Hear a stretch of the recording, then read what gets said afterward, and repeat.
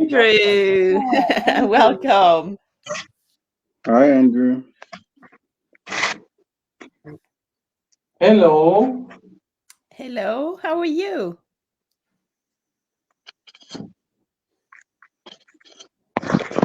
Is it the camera? Good I don't morning. know. So Morning. we can see your picture, but your camera is not on.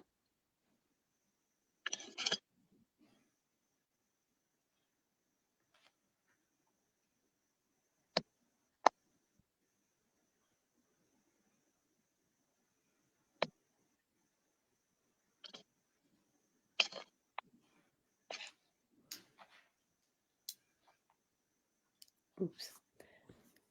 So I can no longer see anybody. So I just wanted to know if Mary, you still there? I am. Wilfred, are you still there? Yes. Okay. So at least the panel, the square is back.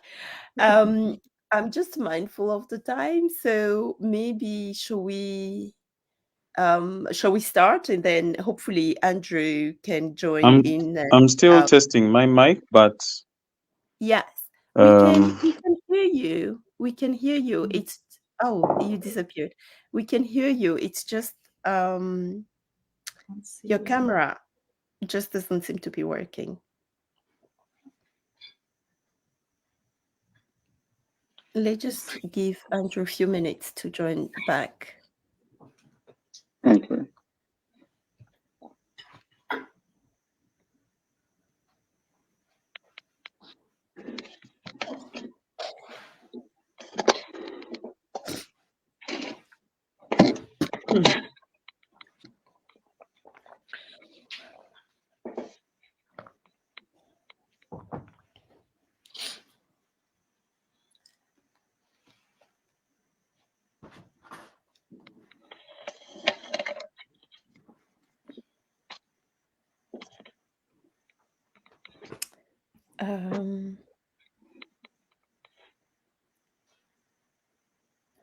Right. Okay. Maybe shall we start? Because I'm just let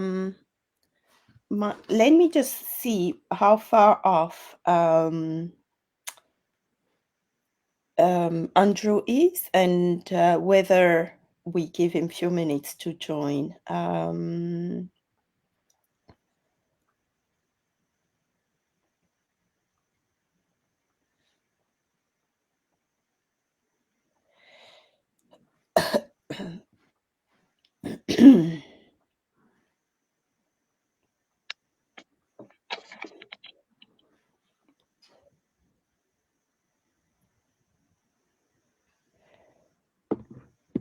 Oh, there he is.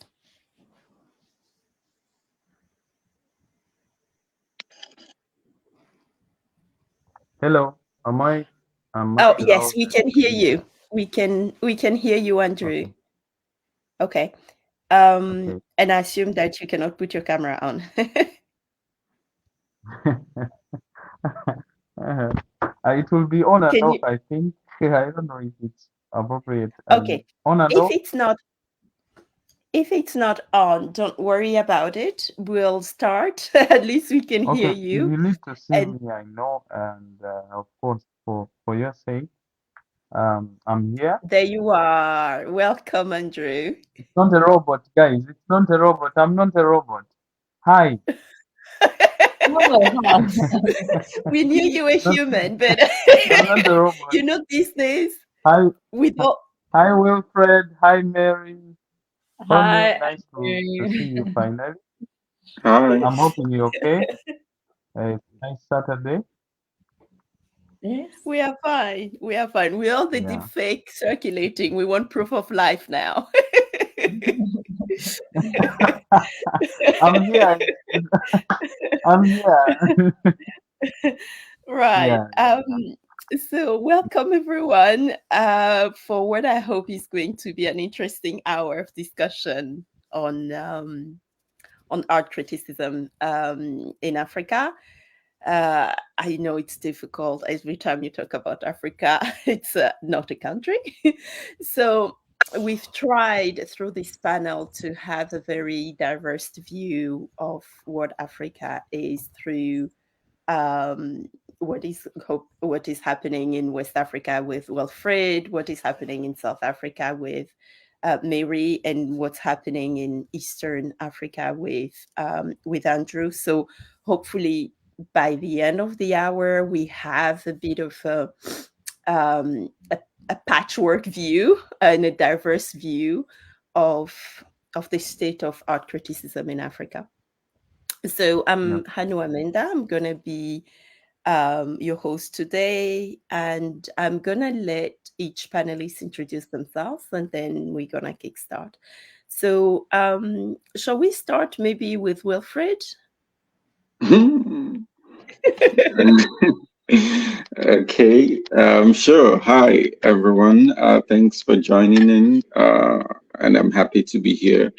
My name is Wilfred Okiche. I am a Nigerian film and culture critic. I have been working on on culture criticism, mostly movies, but also music and every other thing, politics even. I've been doing that for some time now. I currently I'm and my work. I'm right now. I'm a freelance writer, so I have published in several platforms, but mostly related to African cultures. By African cultures, pop cultures, I mean film, music, theater, that kind of stuff.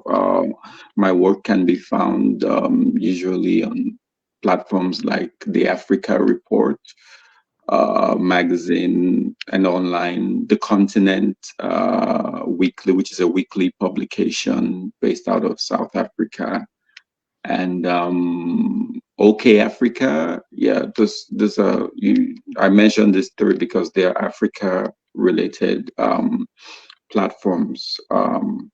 Sometimes I also work as a film programmer. I have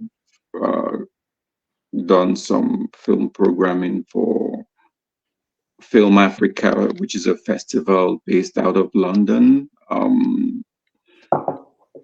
and for Encounters Documentary Festival, which is based out of South Africa, Cape Town, and Joburg. But yeah, right now I'm also in, I guess I should add that I'm in grad school at USC, that's University of Southern California. I'm studying film and media studies. And yeah, that's me in a nutshell. Thank you.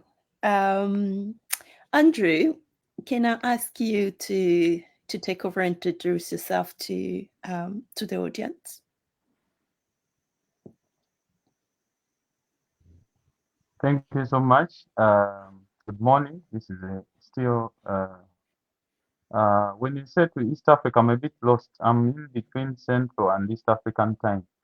As in Rwanda, Kigali currently it's 10 minutes past 11 a.m. So it's morning there. And in Kampala, it's 12 minutes. So it's 10 minutes past midday. So it's afternoon. So when I am to say good morning from East Africa, I can say good afternoon from East Africa at the same time. My name is Andrew Israel Kazibwe. I'm a journalist. I've been in journalism for over a decade. I think it's 15 years this year. And basically, I majored into the arts.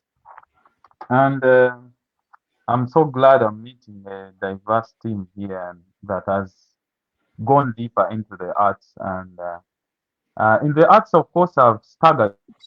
Why? Because most of the media houses have contributed for arts based. I think you share this. Most of the media houses that in the mainstream media houses Basically, they leverage on the arts, but they are not arts based. So that's why I've said I've staggered a bit. You venture into the arts, but it's not their major focus. So I contribute for the last decade. I think I started with the New Times. That's the Rwandan national newspaper. It's the Rwandan daily newspaper. Then that's up to 2012. Then from 2012, from 2013, I went to I up to now been contributing for the East African newspaper. That's a regional based paper based in, of course, with main bureau in Nairobi, but different bureaus: Rwanda, Kenya, Tanzania, Uganda. Then further, at the same time, there's Daily Nation. That's a Kenyan daily, but I contribute once in a while with Daily Nation. Then there's mine. I think in a few years ago, I also got to tap into an arts an arts centered publication called Creative magazine, which is very it has really challenged me, and it's a good challenge really. Create an magazine that really features visual art in focus, which I still contribute for. In broadcast media, I've known so much.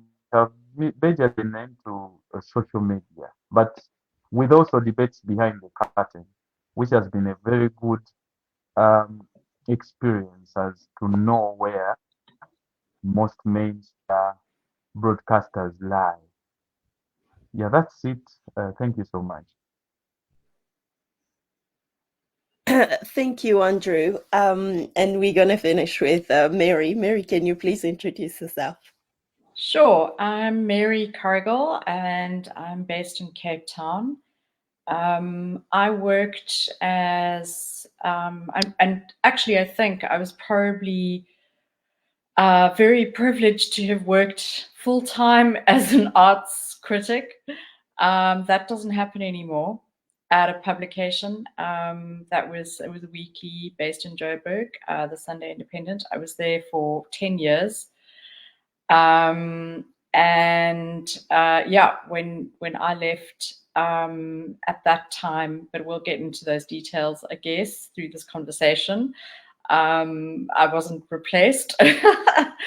So when I left that position, I started a consultancy. My main focus has been on the visual arts with degrees in art history.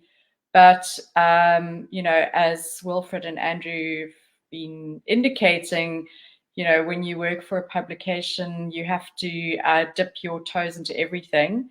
So I enjoyed doing it. I think having a broader view of the arts outside of your specific sector is really good. So I wrote on, I particularly enjoyed contemporary dance and film, theatre, and performance art. And when I set up a consultancy when I left, which initially kind of started out helping art businesses with their media. And then it went into research. I went into research largely for the government, but other nonprofits and other kinds of businesses doing research on different arts ecosystems. I've published many reports specifically looking at the visual arts, but I've also published reports on the gaming industry in South Africa, the animation industry. So there's just been a lot of interest here in the digital arts and how that has been expanding and what that growth has been like. But of course, you know, even though I've really enjoyed this research, obviously, you know, at heart, I'm a writer. So I've continued writing. Interestingly, I don't describe myself as a critic. I describe myself as a commentator, but we'll also get into that, I'm sure. So I do write for various publications here, the Sunday Times, the Mail and Guardian, and a few international publications from time to time as well. The art newspaper based in London, and others.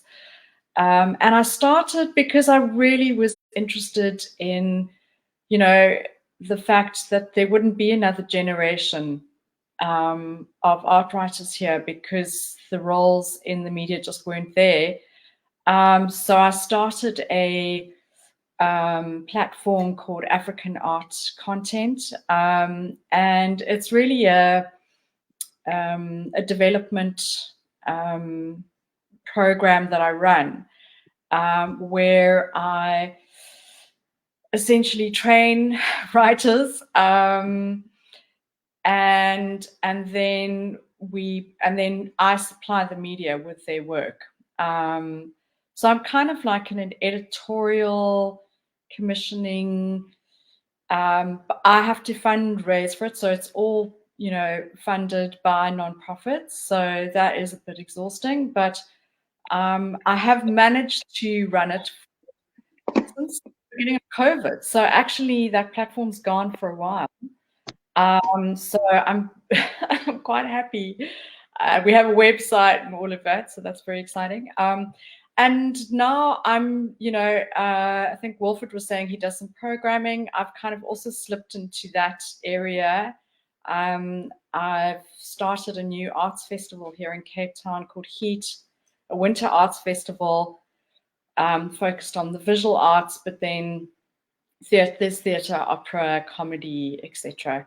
Yeah, so I think you kind of naturally slip into that because you know, as Wilfred said, people know you in the industry, you know who all the producers are, and actually you are in a really good position to bring it all together for a festival. So that's me in a nutshell.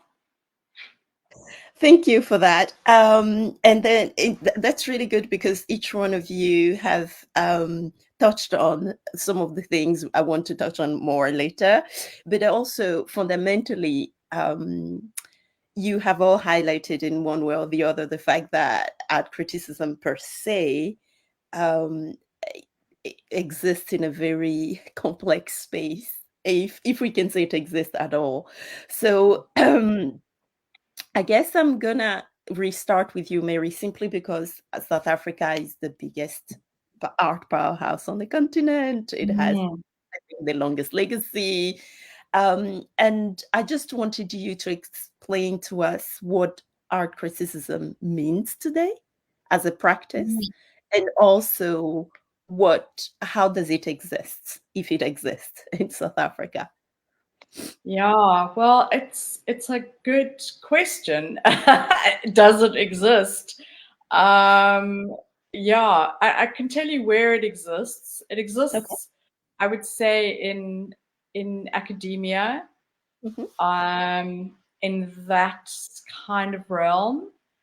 There are one or two specialized kind of focused platforms that provide a space like mine, I guess, but also there are others as well that commission criticism.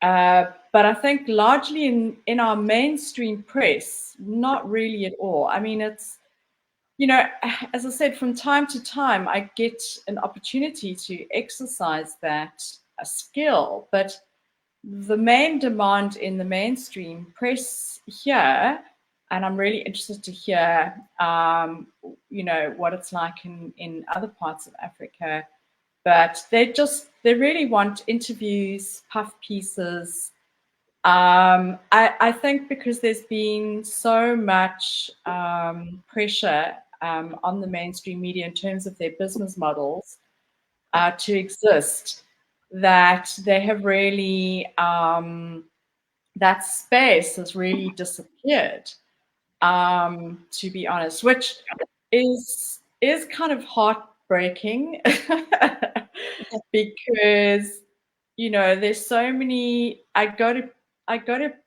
really good theatre productions, I go to amazing art exhibitions, and nothing is ever written about them.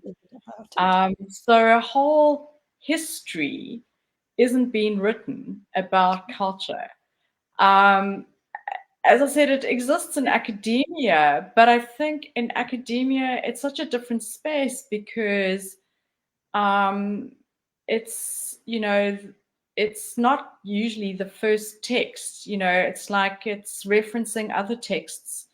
So whereas within the mainstream sort of press, you don't have those shackles. So it's more immediate. So I don't think it exists outside of those spaces would be my short answer. But I also think that society's changed. I don't think there's that demand for it, because I think if that demand was there, we could be meeting it. I mean, it's interesting because before I started the African arts content platform, I actually held sort of workshops with artists, just to hear from them what value there was in art criticism. Was there value, and what it meant for them, you know, to help me kind of structure what I was doing, and to also see, is it necessary for them, even, never mind the public, is it necessary for artists? And I was actually really surprised at their responses. I mean, these workshops were in studio spaces, like big studios in Joburg. So they were young emerging artists. So I'm not talking established artists here. This was like groups of young emerging artists. And they kind of said to me that they felt that the absence of this kind of discourse about art in the mainstream press had created a kind of situation where the people who were buying art, and this, you know, this is obviously specific then to the visual arts, but the people that were buying art were just, they didn't know what they were buying. They didn't really understand what artists were saying. And that it had, people were just buying, they were buying works by a name that they knew. And that the art that it had quite a negative impact, essentially, on the kind of art that was being made, because there was this demand to just make things that were simple in a way, and that, yeah, could be easily consumed because there wasn't that link, that bridge to understand what they were doing. And I guess some of them also felt like they were making art in a vacuum as a result. That what they made, because, you know, in some ways I always thought of criticism as being as a dialogue, actually, with art and artists. And so it was kind of like there wasn't this dialogue anymore. And this dialogue was actually quite necessary, not just for those artists who you were in dialogue with, but for those who were also reading those texts, that things kind of progressed in a certain way. So they were saying that they felt that there was that lack of progression within art. And honestly, these were things that they just told me. I honestly had no prompts at all. I just went in with an open mind, like, what are they going to say to me? Like, is it necessary or not? And, you know, it was good for me to hear it because it helped confirm, you know, what I was doing, but also it helped me because I could then go to my funders and say, this is why we need funding for this kind of text. Yeah. And that's quite a lot of things you've said. I think he's going to resonate with some of the panelists because, Wilfred, as I said, I was reading one of the things you wrote in Talent Press when you were saying that both filmmakers and the audience weren't quite seeing the value of a film critic. So I just wanted you to expand on that, particularly in the in your area of expertise, which is filmmaking, because I guess Mary's was talking a lot more about the art in general, but more visual art and painting. So what? I have the impression that the film critic's life is even harder. Film critic, what is that? What is that? Do they exist anymore? I don't know. Yeah. So, well, yes to everything that Mary said. I agree with everything 100%. A lot of it, just take it and move it to the film critic, film critic's reality, and that's the same thing. When I came in, it was hard enough being a film critic. I don't really like. If you ask me why I thought I could be a film critic now, I have no idea what I was thinking. In retrospect, maybe I shouldn't have. I don't know. I have no regret, but because there wasn't really a tradition of it being profitable. I mean, sure, there were film critics, but there weren't film critics. I'm speaking for Nigeria specifically now. But there weren't film critics in the sense that that was all they did, and they were on staff at a newspaper. They were on staff. Some of them were on staff at a newspaper, but they were doing a lot of journalism as well. So a lot of interviews, a lot of reports, a lot of, that kind of thing. And I guess for Nigeria, it goes back to how our film industry sort of developed. So it developed around, that's the present film industry, or I will call it Nollywood as we know it. It developed around video. That was the technology, because when I was coming of age, there were no theaters in Nigeria. There were no cinemas. There was sometime in the 80s, but by the time I was born, they'd all gone. They'd all disappeared. And so for when I was growing up, there was nothing like theaters. They didn't come back till sometime maybe 2002. That's when theaters eventually came back, and the economy. When we came back to democracy in 1999. So 2002, that's when the theaters came back. But before 1999, it was the military dictatorship, and there was really nothing. The economy was shambles. So, but in that period of the military dictatorship, that's when Nollywood, as we know it, started to develop. But it was mostly home videos, people just coming together, recording stuff and putting it out there and selling it, And so there wasn't that economy of film critics writing about these films, as there might have been if there were films would go to theaters and, would have art journalists and art critics to write about them. So it was just, these films are out this week and we love the stars. So it was very star heavy, and star system heavy. And, if this star is hot, then this film would do well and people would love it or not love it. So I guess that explains a lot why, that tradition wasn't there with us.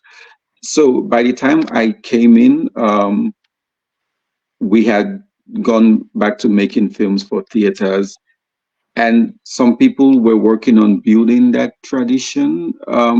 But I think by that time the horse had bolted. How do you say this? The horse had left the stable, so it was like fighting against the cat had come before the horse. So people were used to they weren't used to anybody telling them what to think, what to feel about a film, if they liked it or whatever. They just wanted to watch the film or not watch the film. And so there was this whole, just to summarize so that I don't go on and on, there was this whole, let's see if we can do this, if there's a need for that, for that. Like Mary says, I don't know if there was a need. I mean, there was a need, obviously, but also, was there a need large enough to make someone pay for it and keep paying for and justifying the expense of keeping you there? So when I started interning at a platform, at a online newspaper.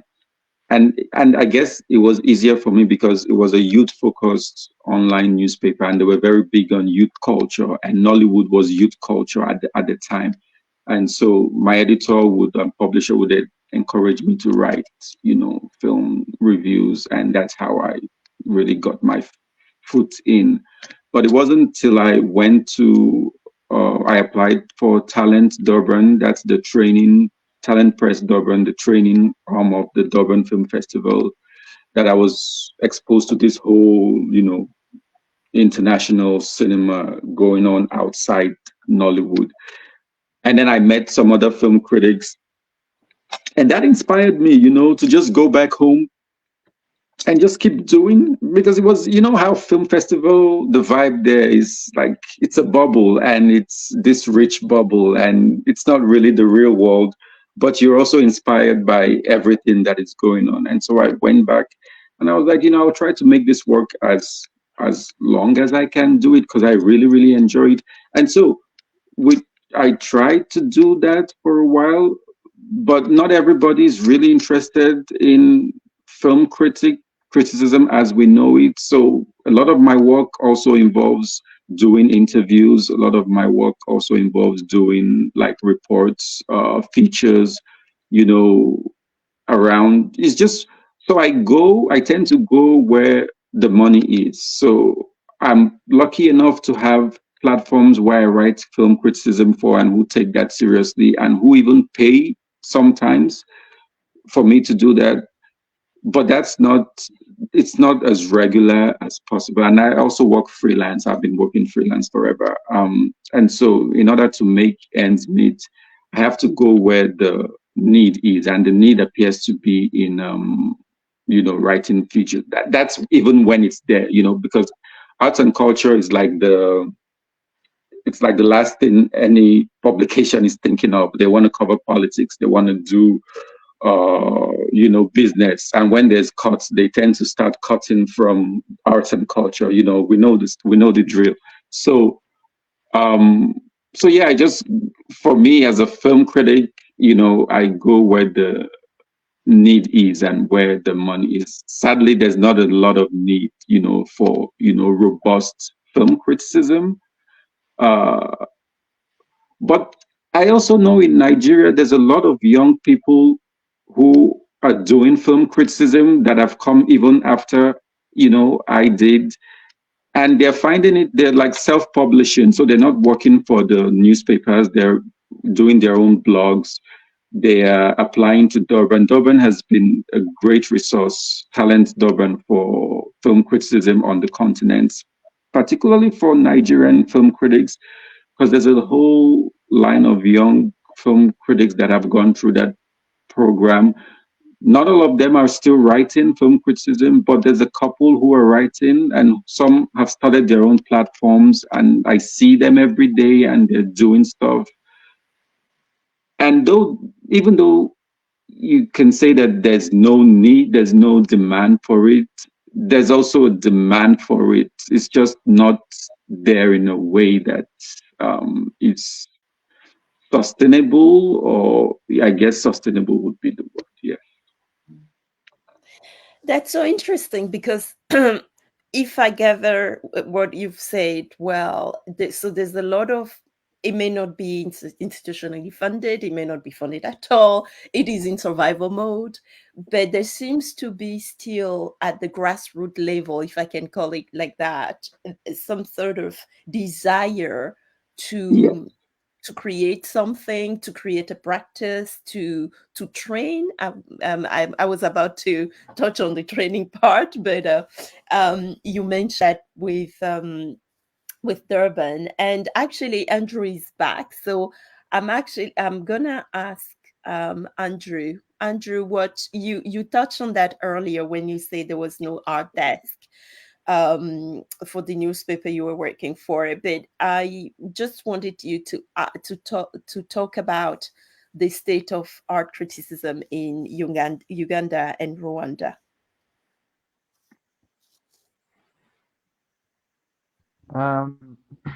As Wilfred has said, of course, also Mary brought it up. I think we share a lot in this space. Yes, as you stated, it's survival mode, but at the same time, it hasn't kicked off in Africa generally. Then in East Africa, I think Kenya is a bit ahead when when I look. Kenya is very ahead when it comes to criticism. Uh, way quite, and as we speak, even Nigeria has that, but not in the arts so much. Why? In Kenya, there are journalists. I think it was Kenya in East Africa. It was Kenya that had a group of journalists who kind of phoned their. They left mainstream media, went into blogging. When we talk of bloggers, Kenya leads the region when it comes to. For them, they left, and among those, of course, there are very few who are critics. Critics. There are very few, barely, in fact, a handful. And those, when they start, I know the start is not easy. It is. I've also tested that. I've felt, and I'm at the verge of course, leaving mainstream. I could say I'm no longer counted into the. I'm no longer. I could say I'm not counted into the mainstream media right now, because even as I am on this desk, there's a back and forth between me and my editors. It's a thin line between contributing to a mainstream news media, let's say newspaper like I'm contributing for, and also meeting the demands of that paper. Because at most times there's what the editorial lines of most mainstream media need. For example, newspaper. Um, but most editors that are editing us right now, most editors that we are under in mainstream media houses across East Africa are not basically arts venture. They're not, their heart isn't into the arts. First, we are affected by the fact that the media houses, mainstream media houses, are not art based. There's a difference between depending and leveraging on the arts and also being arts based. A media house, let's say broadcast, mostly it's broadcast. Broadcast media houses, most of them capitalize on music. We see that. But it doesn't mean that they support the music industry. They capitalize on film, but it does not mean they support the film industry. They just use it just to capitalize on it and to get their audience entertained. To It's their model that they use, but it's not basically in the interest of nurturing or building the arts scene. So that's the challenge we're facing. That if you walked into any media house and you asked who's the arts editor here, they are not there actually. We don't have arts editors. We fall under entertainment. That's where they put you. So when it comes to entertainment, the gossip, the everything falls there. So when you come as an artist, in fact, it has been a back and forth, as I've said. Me personally, right now, it's not a growth for me under a media house, mainstream media house, because when you write your pieces, they kind of twisted. They kind of there's not much they add on to you, but they are turned upside down in the interest of some editor there. And if you ask them, okay, what did they mean with this piece? What are they approaching? And does it make sense after then? It's really a disrespect to them if you question their authority. So in East Africa, Kenya leads, and that's why we have a lot of bloggers today who have ventured into different things. They have mostly tourism, travel bloggers are there, they are food bloggers, barely arts. Arts, there are very few. In Uganda, we have also very few. Most arts journalists haven't survived so much into the mainstream, barely a handful. In Rwanda, barely any, I could say. I'm talking it from experience.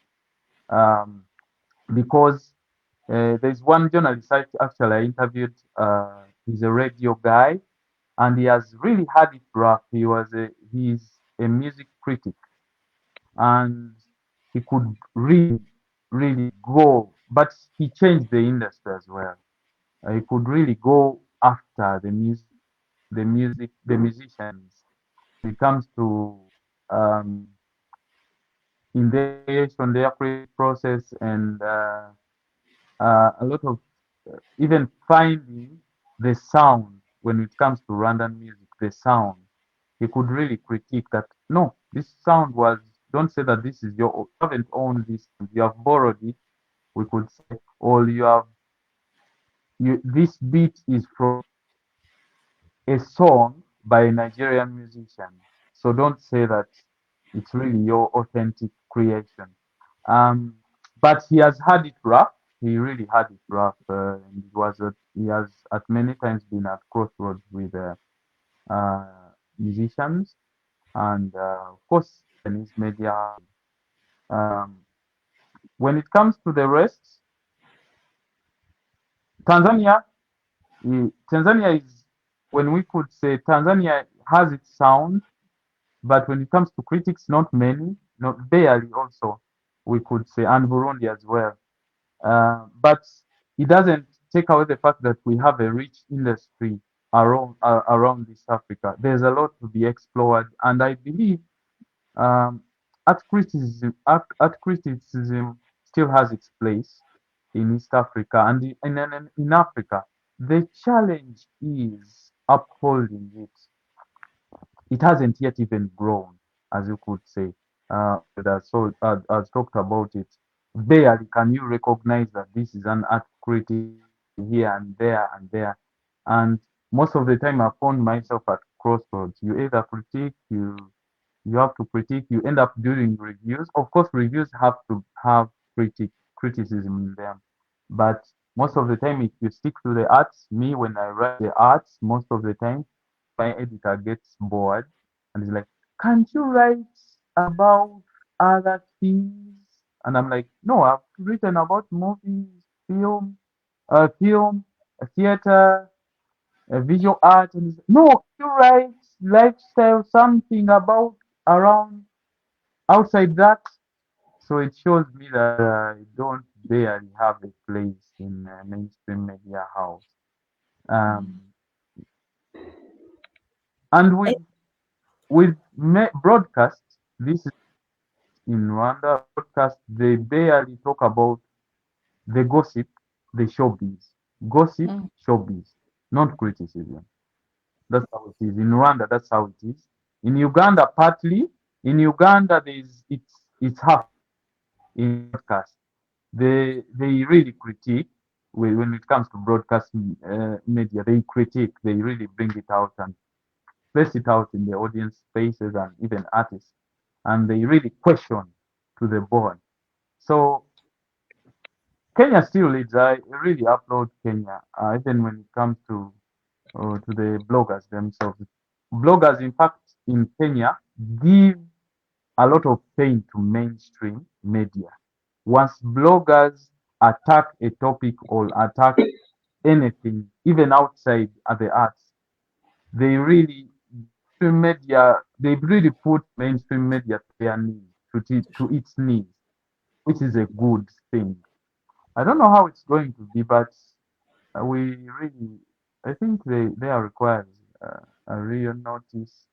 I haven't put my ears out so much and my eyes to find out where I fall, where I fall. But with the arts critics, we barely can survive. I think not under mainstream media.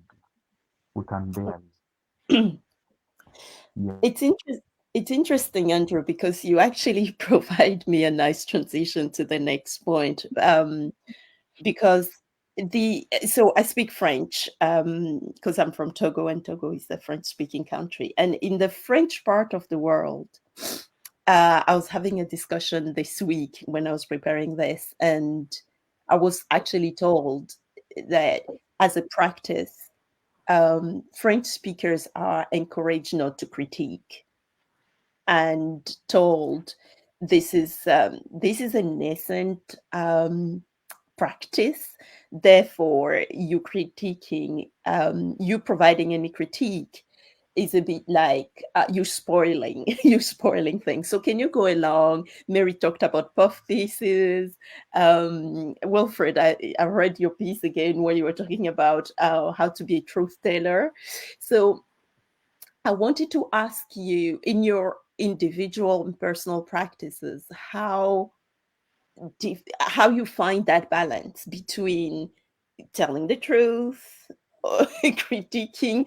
On the rare occasion, I understood that there's a lot of reviews, commentaries and things, but on those rare occasions where you are a critique, or you are acting as one, how do you navigate that balance of being a truth teller and also saying what you actually think, no matter how tough that may be?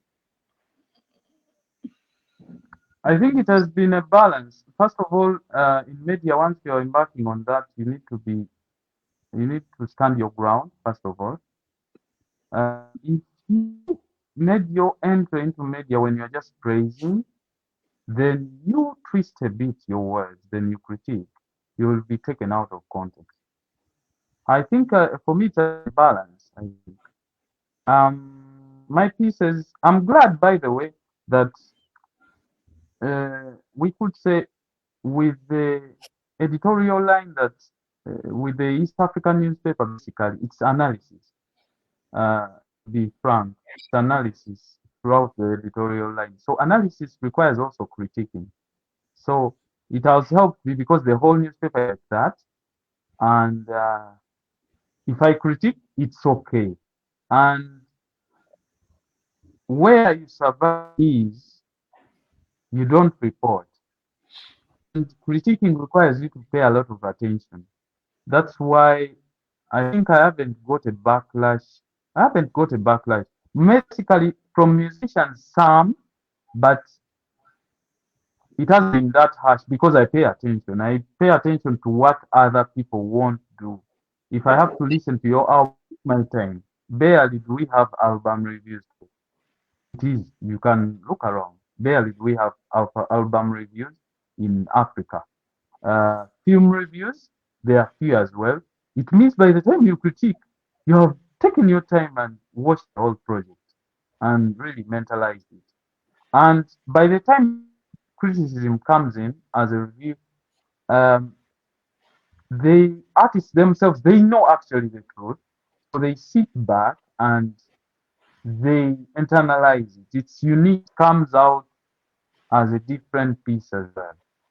But I think my challenge has been more onto the editors, on the side of editors, because what is to edit a piece that is a review of a film, and they kind of will turn it around and it changes meaning, yet they have no clue of what they are editing.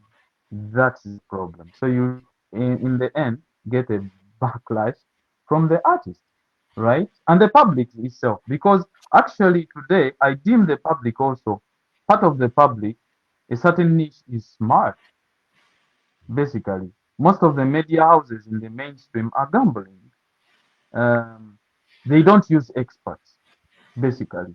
It will be harder for a media house to consult you as a critic and they say, you know what, with your expertise, we believe you can add something onto us. So we request you to really be featured on this section and really, it's harder for most mainstream media houses. That's why we're falling out with them. So for me, at first I had, I think it was the audience to understand the, especially artists. It was at first I had a challenge with them because they would be like, they believed I was reporting, but at the end of the day, they had to follow what I'm writing, which is not easy because artists are up and down. They believe you should report about them, yet you should learn about their art, then further delve in. That's where criticism comes in. So for them, when they prepare, they just like any press conferences, any press release. If somebody sent you a press release, you would read, you know, it's their interest. So you will take it upon yourself to further dig deeper behind, find out what's the curtains. That applies to the same events when it comes to music, film. They have something they are presenting, and there is a surface of it. But going back deeper and digging deeper into what has been presented is a challenge. So if you stand, I believe if you stand your ground, mine has been standing my ground. I pay attention to detail, and with that, if a question back, I'm ready to reply that if you look at this, I took my time and I'm like, I've taken my time to review this project, and this is it. I actually upload visual artists. Visual artists are kind of open-minded.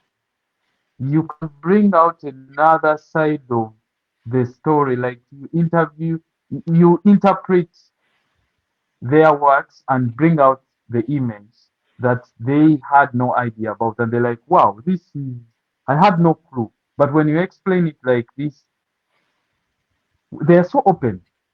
The visual artists are so open, and some film guys, they're like that. But music, they are not yet there. Musicians are not yet there when it comes to that. Theater, they are also so open. I like them because when they feel, when they are ready, they're open up to feedback.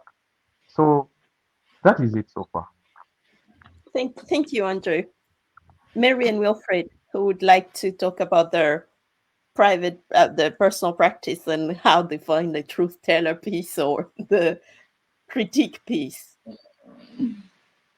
Yeah, I mean, I think Andrew, Andrew's idea to stand your ground is, it's a hard one to do. I think for men it's a bit easier, I will be honest, because I definitely have found that the biggest backlash that I've had in standing my ground has been from men, usually powerful men in our art world, who are so outraged, and they're never as outraged if any of my male contemporaries say something.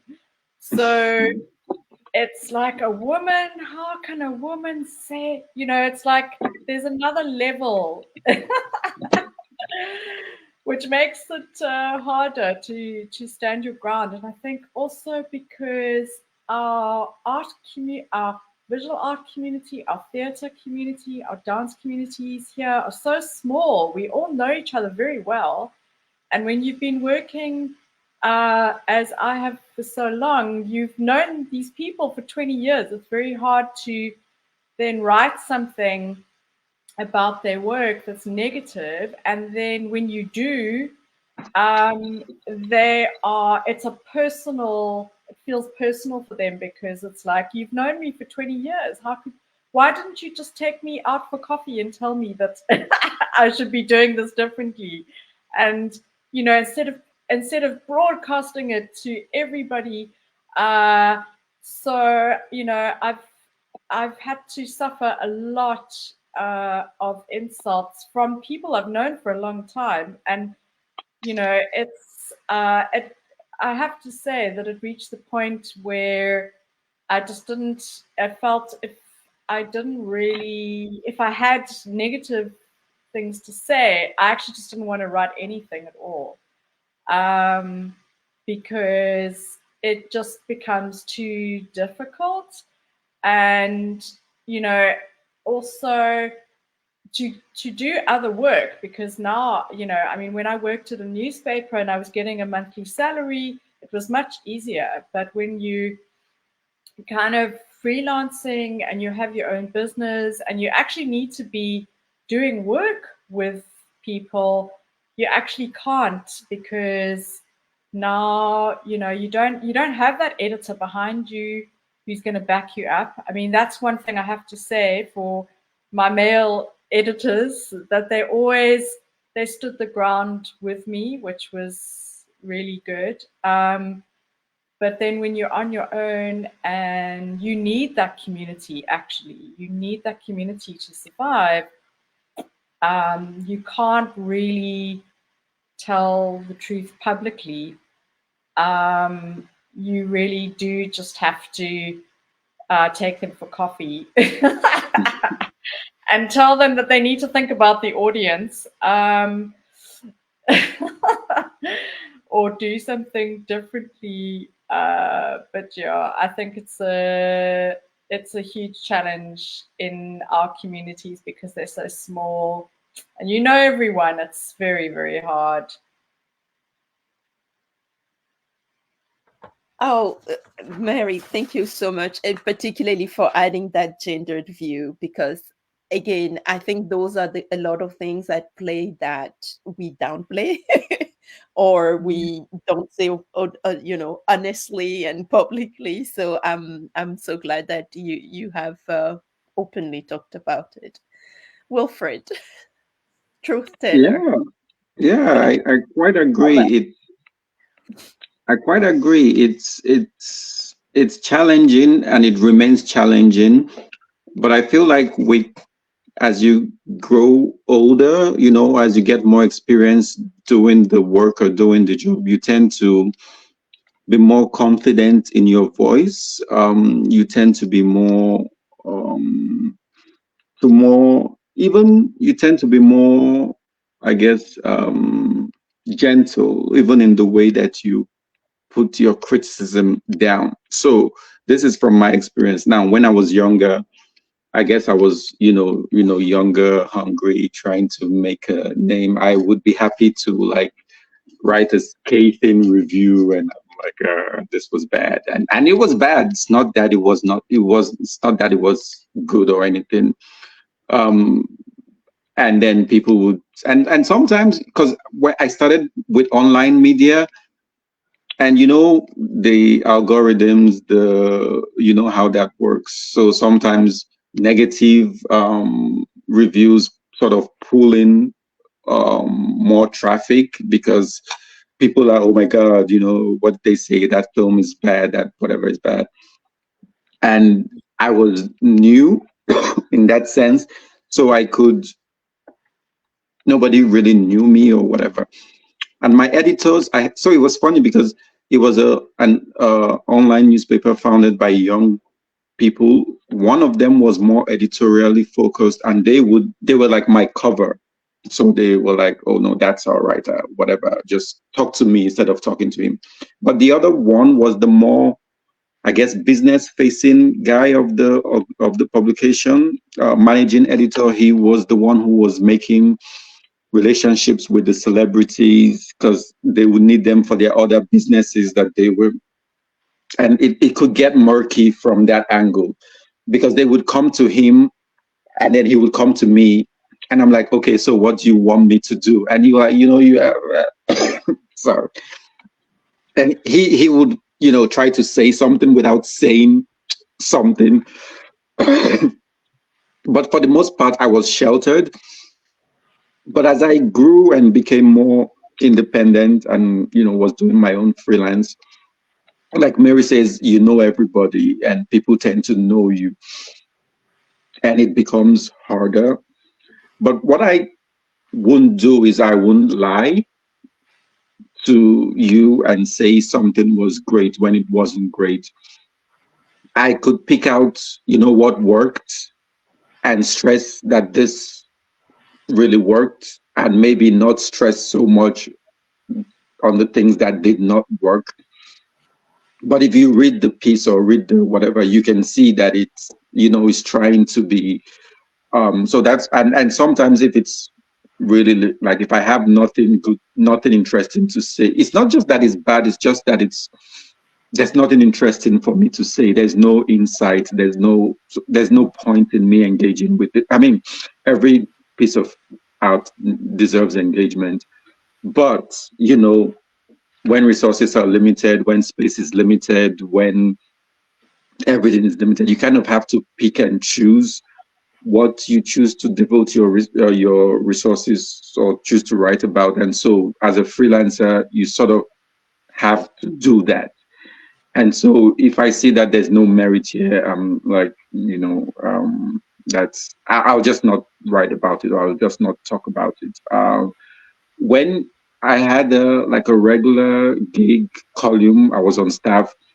It was different because you had weekly deliverables. You had to always write about something. And but when you're on freelance, it's like you know, it's whatever you're commissioned to write about. So why not spend that time writing about something you really, you know, you think is worth your while or worth the while of the audience. So that's how I've not tended to navigate it of recent. So you will not find many scathing reviews of, I mean, I just did one like 2 weeks ago. That's not true. You will find once in a while, but but not as much as there used to be. But it's only because, you know, of the way that the market is, the environment is, and the media space is. And the publications I tend to write for now, they're like continent facing, so they're not really interested in, you know, takedown. Sometimes, you know, they'll happily want a good takedown, but they're just really interested in providing insight into what is going on in these communities. And so maybe if I'm doing an interview with a filmmaker and I'm writing a feature, I will slip in my own review, 1-paragraph review of the work or 2-paragraph review, you know, if I can get it. And yeah, that's how I'm navigating it. But I've had relationships where, you know, that were, you know, shaken by reviews that I wrote. And I've also had relationships that were strengthened also by negative reviews. I had a friend, he's one of my good director friends. He made a movie that I thought was not what his, you know, what his talent.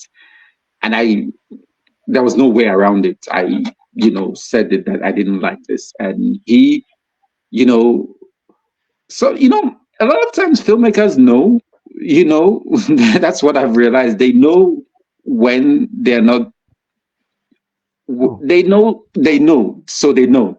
And, but they want you to say that is great regardless, you know, but the ones who really, really have that insight and who know also will tell you, oh, actually, yes, but this is why this, and then they start giving you all the reasons why they did that and why, and all it comes down to the challenges of making art and making film, because it's hard. It's incredibly difficult to make anything in our continent, on our continent. We all know that.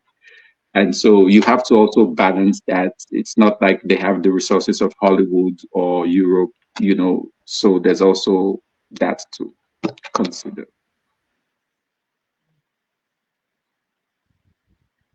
Excuse me. You're on mute. I mute Yeah, myself, hello. sorry. Um, we are getting towards the end of our time together. And first, I am so appreciative of of these discussions and of your honesty, because I think sometimes those challenges are theirs, and because it's such an isolating work as well, you think you are the only one who is facing all those challenges, and you listen, and the challenges is very much the same: the survival mode, the relationship that tug at the heart when you are writing, and finding the balance, and also the media landscape that is very much changing. So I guess what I wanted to ask you as a final round is to touch on very quickly how you see the future, and also because as criticism has been so linked to writing, with all the changes happening, is it possible for criticism to to be untethered to writing and take other forms? And also, how do you see the future, considering all those challenges, but at the same time all the opportunities? I mean, some of the opportunities, particularly the grassroots level work that you have all mentioned. How do you see the future? Who would like to go first? Andrew, you go. I think criticism still has a future, but uh, with the writing is shrinking. I think bloggers are going into microblogging, and but also there's a need also to merge synergy. For example, media to also leverage on the technology. For instance, me, I took a stand after, let's say, I've watched a movie, I've critiqued it, fine. I'd really be curious to sit down with the director, but I no longer sit down with the director the old school way of where I had my recorder there. No, now I go into camera. Like, for example, I'll have a Q&A with you on camera. That's how it would be. But that's now for my personal uh, platforms, I think, because when it comes to mainstream media, once you go back to the editor and you have that Q&A that followed a film review last week, they'll be like, ah, but I think you are being paid for this. Why are you bringing back the same director? You reviewed their movie last week, so why are you? So that is questionable. But of course, with the interest of that, I mean, you would be curious really to have a beautiful Q&A after following the film, and you are now building onto that. I think there's a need to merge the synergy as well, leverage on the technology. It's true. And what I've noticed so far, we have the audience is cute, by the way. Audience is alert. They know what we do, especially writers. Once you write something, it's way different than even broadcasters become also sensitive that you speak something, the video is out there, it will be there online. It's kept somewhere. So if you are doing something that is not professional, that it's not authentic, you will end up being termed as somebody who was a joker. That is something I've kept with me as a writer. That if I write something, let it be worth it. If I critique, people will see it. It will come out in the due course. These are things that people will be researching and they'll be using as reference. If you are just doing PR, you will be termed as somebody who was doing PR, public relations. So that's a thin line. Audience is smart today, smarter today, I think. So the future of critiquing, I think, will go in there. I think with a niche, we have to find our niche. It will be smaller, and we have to grow it. Audience niche. We'll have to grow it. Most of us, I think, will have to go independent unless we find media houses that really are into that space of critiquing. There will work. But the experience I've had with most media houses, they are not into that space. As Wilfred said, these editors are in friends, they get free tickets to these concerts, these event organizers. So when you critique this, it does not serve it. And another thing is most of the arts pieces, they are not bringing in money.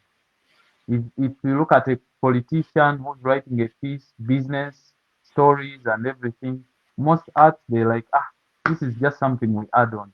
It's something that they add on along the way to spice up a broadcast or a print franchise. So they are not. It's not in their focus and their interest. So they're like, it does not make business sense if we have it, if we give it a lot of mileage.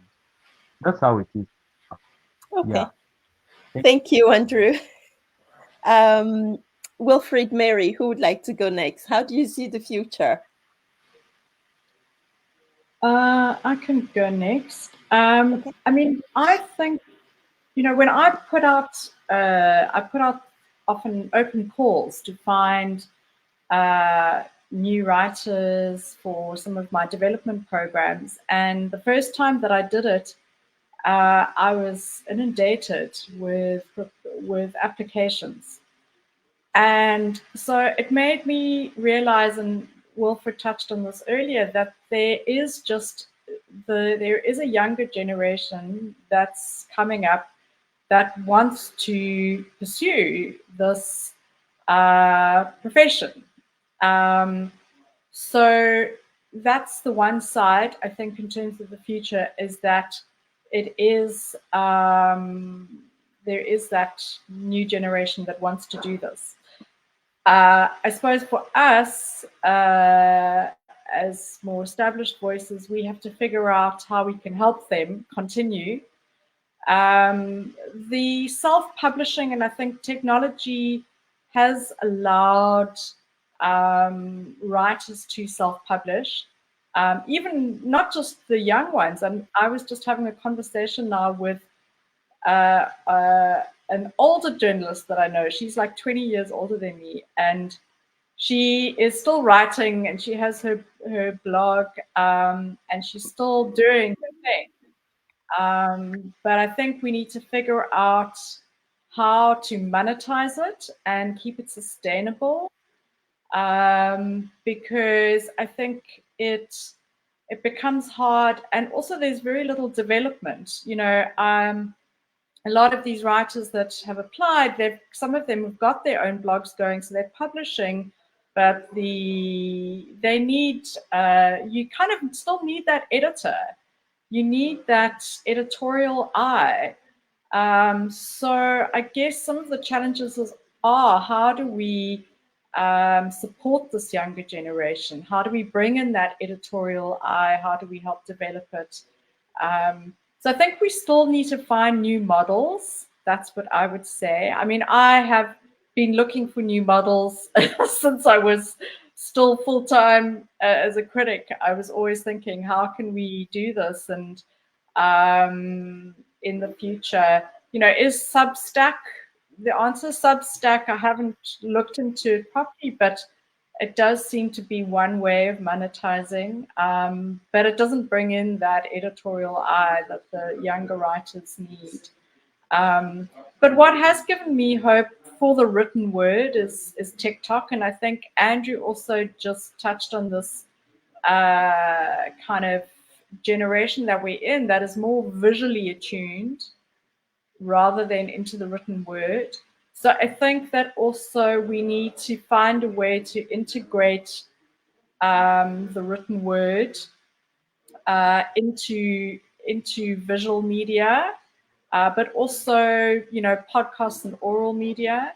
Some of the work I've been doing recently is a lot of recordings, so QR codes that link people to texts, and the texts are oral, so they can just listen to them. So I think we've got to really harness technology and see how we can connect people to text in different ways.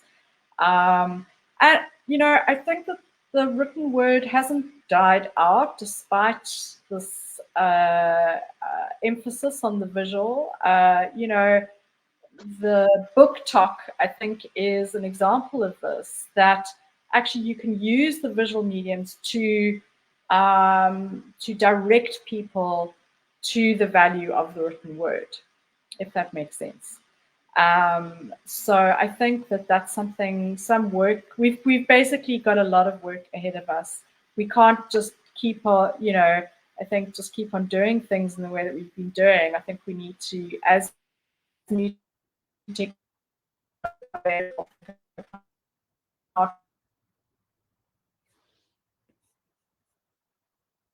Hello?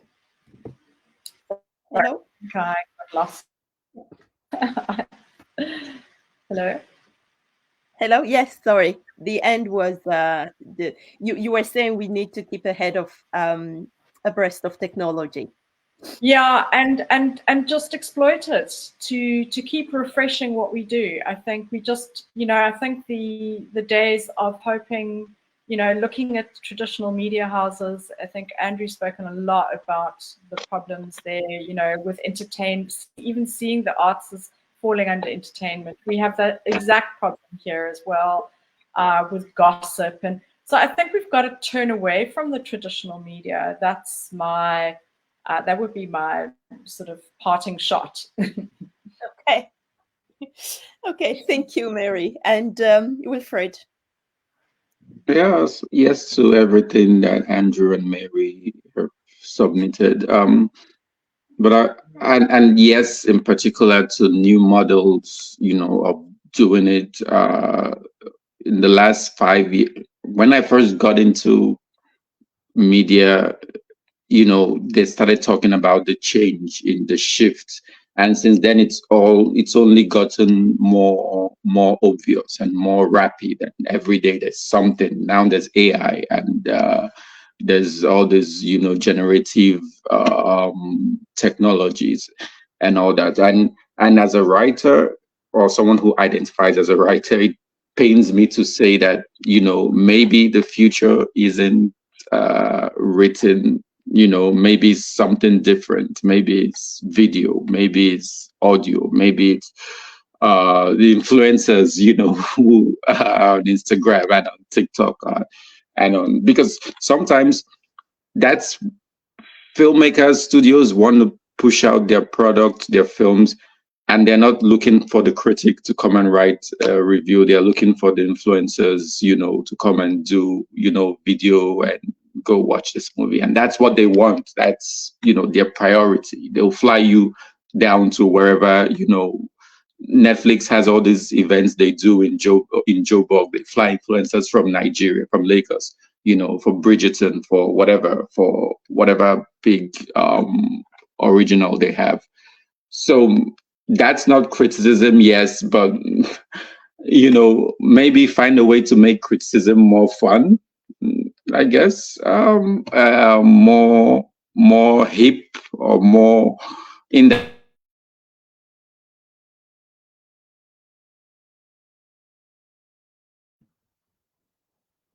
Is it just Wilfred? Sorry, I'm just checking. Andrew, are you here? And Mary, are you here? I'm here. I think it Okay, was so the network. Wilfred. I think we lost Wilfred there. Lost Wilfred there. At That his, is at such the worst moment. No, it's difficult talking about technology. Right. Because how most events are influencers more than at Christmas. It's strange. We had a point, a strong it's one. like, back. We lost you at the right time, right after you said maybe we need to make criticism more fun. So you have the last word. We'll let you conclude. No, that was it. It's just like new models, you know, we need to be on the lookout for new models. Yes. Okay. Exactly. So that's gonna be, we're gonna end with those wise words. Looking for new models. I wanted to thank you so much We for do this again. We need to carry this on. This discussion is so deep, and we have just tackled the surface. We need I know. And suddenly, we need a series. And I think we've made some good connections, and we need to find ways to continue this discussion, especially with all the ideas that we've had, because I think individually in our own silos we're facing very, very similar challenges. But I wanted to thank you so much for your time, for your contribution, and most importantly for your honesty. Thank you so much, and have a lovely day or rest of the day. Yes. Thanks, Hanou. Thank you. It's been a pleasure. Really lovely to, yeah, as Hanou says, yeah, we're in our silos. So it does make us feel better to know it's happening to everyone else elsewhere. Thank you very much. Bye-bye. Bye. Bye.